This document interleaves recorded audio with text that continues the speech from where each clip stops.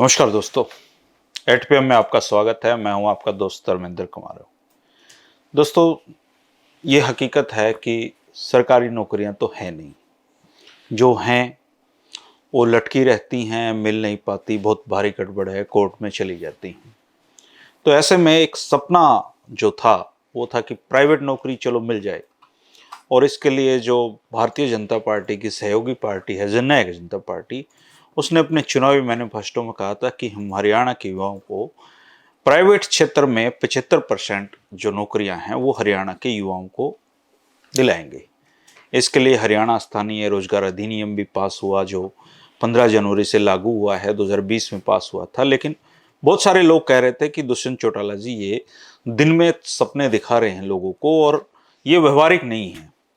लेकिन ये 15 जनवरी को लागू हो गया तो खलबली सी मच गई। हालांकि 50,000 की जो शर्तें थी वो 30,000 तक आ गई कि भाई 30,000 तक की जो नौकरी है प्राइवेट क्षेत्र में वो हरियाणा के युवाओं को 75% मिलेंगी।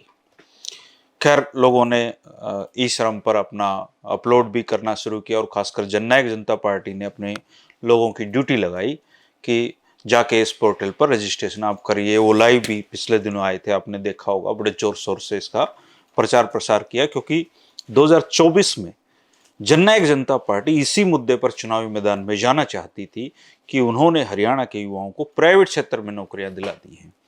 लेकिन आज क्या हुआ? आज हाईकोर्ट ने उस पर ब्रेक लगा दिया है, अंतरिम रोक लगा दी है। अब सरकार को अदालत में केस लड़ना होगा और ये साबित करना होगा कि ये अधिनियम सही है या गलत है। जो हरियाणा के मुख्यमंत्री मनोहर लाल खट्टर जी हैं, उनका इस मुद्दे पर बात उनसे हुई है और उन्होंने, मैं आपको सुना भी दूंगा इस वीडियो में, उनका ये कहना है कि पंचायतों का जो अधिनियम था, पढ़ी लिखी पंचायतों को चुनाव लड़ाने का, वो भी हाईकोर्ट में गया था, सरकार ने केस लड़ा था और हम जीते थे।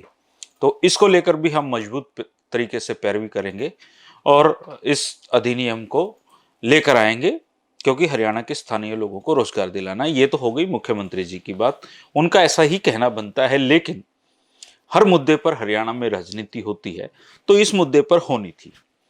चूंकि ये जननायक जनता पार्टी के चुनावी मैनिफेस्टो में था और वो उनका बहुत बड़ा एक इस पे नारा था, तो दुष्यंत चौटाला ने जी ने ट्विटर की दुनिया पर अपना पक्ष रखा। और दुष्यंत चौटाला का ये कहना है कि उन्होंने ट्वीट किया इसको कि we will continue to fight for employment opportunity of Haryanvi youth 75% reservation. यानी कि दुष्यंत चौटाला कह रहे हैं कि वो इसके लिए लड़ते रहेंगे। और उनके नीचे उनकी जो हरियाणा है, हरियाणा में दुष्यंत चौटाला ने सोशल मीडिया पर काफ़ी भारी इन्वेस्ट किया है। उनकी सोशल मीडिया टीम बहुत बड़ी है और उन्होंने अब उनको आधुनिक जो टैब हैं वो भी दे रखे हैं, तो वो लोग सारा दिन सोशल मीडिया को गर्म रखते हैं। उन्होंने फिर अपने नेता की तारीफ में बहुत सारी बातें कही हैं। आंधियों से लड़ना सीखा है, तूफानों का रुख मोड़ है, यह देवीलाल का खून है जिसमें जीतने के बाद भी संघर्ष नहीं छोड़ा है। तो इस तरह के ट्वीट उन्होंने कर रखे हैं दुष्यंत चौटाला जी समर्थन में। हालांकि उनको खींचने वाले भी बहुत लोग हैं इस पर। ट्विटर फ्री है, अपनी सब लोग अपनी बात रख सकते हैं इस पर, तो उनको काफ़ी लोगों ने फटकार भी लगाई है। लेकिन इस मुद्दे पर नेता जो प्रतिपक्ष हैं भूपेंद्र सिंह हुड्डा ने भी इस मुद्दे को भुनाया है और दुष्यंत चौटाला पर एक तरीके से तंज उन्होंने कसा है। उन्होंने लिखा है कि रोजगार के मोर्चे पर हरियाणा की बीजेपी जेजेपी सरकार कोर्ट में अपने जुमले का भी बचाव नहीं कर पाई और बेरोजगारी दर के मामले में हरियाणा जनवरी में भी पूरे देश में टॉप रहा और यहाँ के युवा देश की लगभग 3.5 गुना बेरोजगारी झेल रहे हैं। सरकार इस हकीकत से नजरें चुरा रही है, ये भूपेंद्र सिंह हुड्डा का कहना है। इसके साथ ही एक ट्वीट और साथ में जोड़ा उन्होंने कहा कि बीजेपी जेजेपी की सरकार न तो सीएमआई के आंकड़े मानती है, न एनएसओ के सरकारी आंकड़े और न खुद बेरोजगारी का कोई आंकड़ा जारी करती है। अगर सरकार बेरोजगारी दूर करने को गंभीर है तो उसे समयबद्ध तरीके से तमाम भर्तियों को पूरा और खाली पड़े पदों को भरना होगा। इनके नीचे भी बहुत सारे लोगों ने कमेंट किए। अगर आप ट्विटर पे जाते हो तो आप ज़रूर ये देखिए। इनको देखना समझना बड़ा रोचक होता है कि नेताओं के जो समर्थक होते हैं वो क्या कहते हैं और उनके विरोध में जो दूसरी पार्टियां हैं वो क्या कहती हैं। ये कमेंट पढ़ना भी अपने आप में चीज़ों को, इन्वायरमेंट को समझना है। लेकिन ये सच्चाई है कि जो प्राइवेट नौकरियों में जो सपना दुष्यंत चौटाला ने दिखाया था उस पर फिलहाल तो ब्रेक लग गया है, रोक लग गई है। अब मुख्यमंत्री जी का कहना है कि वो हाई कोर्ट में पैरवी करेंगे, निश्चित तौर पर सरकार करेगी, क्योंकि जननायक जनता पार्टी उनकी सहयोगी सरकार में सहयोगी है। उसका राजनीतिक फायदा दोनों ही पार्टियों को मिल रहा है। हालांकि जननायक जनता पार्टी के लिए ज्यादा महत्वपूर्ण प्रश्न है, क्योंकि उनके चुनावी मैनिफेस्टो में था।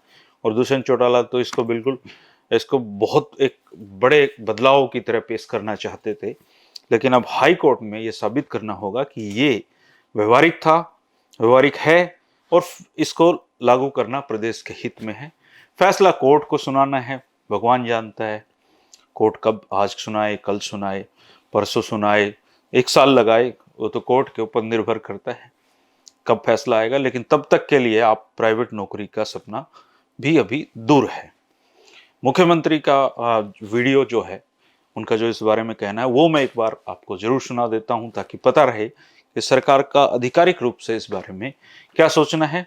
इसके साथ ही ये बहुत महत्वपूर्ण है कि हरिभूमि के जो जागरूक दर्शक हमारे हैं वो अपनी प्रतिक्रिया जरूर दें कि आप हरियाणा जो स्थानीय रोजगार अधिनियम 2020 है उसके बारे में आपकी राय क्या है। क्या ये अधिनियम प्रदेश के हित में है? क्या इससे प्राइवेट नौकरियों में रोजगार का सपना जो 30,000 तक की नौकरियां हैं पूरा होने वाला था? आपको क्या उम्मीद है और इस मामले पर आप क्या सोच रखते हैं अपनी, जरूर बताएं। क्योंकि हमारे यहाँ पर आपके जो कमेंट दर्ज होते हैं वो बहुत दूर तक उनका असर होता है और एक व्यापक चिंतन, एक राय बनती है कि लोग ऐसा सोच रहे हैं। तो आप जरूर अपनी प्रतिक्रिया दर्ज कराएं दोस्तों। शुक्रिया, नमस्कार। निश्चित रूप से आखिर हरियाणा के युवा के रोजगार के लिए हम लगातार प्रयत्नशील हैं। तो ये जो 75% का जो कानून यानी हाई कोर्ट ने जिसके ऊपर स्टे दिया है, अभी केस वहाँ चलेगा, हम मजबूती से उस केस को लड़ेंगे। और वैसे ऐसा उदाहरण पहले भी है, जब हमने एक बार पढ़ी लिखी पंचायतों का कानून बनाया था, हाई कोर्ट ने उस पर स्टे लगाया था, उसके विपरीत निर्णय भी दिया था। हम सुप्रीम कोर्ट में जाके और उसको अपहेल्ड करा के लाए थे और वो अपहोल्ड हुआ और बाद में वो लागू हुआ। इसी प्रकार मैं मानता हूं कि ये 75% वाला जो कानून है, इसमें भी हाई कोर्ट की लड़ाई लड़ेंगे।